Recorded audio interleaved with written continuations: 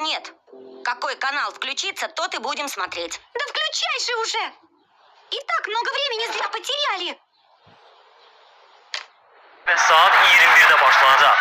Qeyd edək ki, iyunun 30-da Litvada keçiriləcək ilk oyunun konkret hansı şəhərdə və stadionda oynanacağı hələ məlum deyil.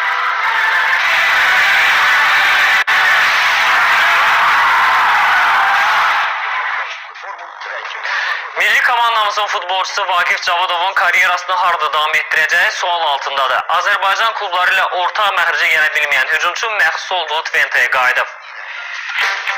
2 il əvvəl Qarabağın heyətində azarkeşlərin könlünü fəth edən Vaqif Cavadovun gələcək karyerası sual altındadır. Twente'də debüt edə bilməyən Vaqif ötən mövsümü icarə əsasında Bakının heyətində keçirdi.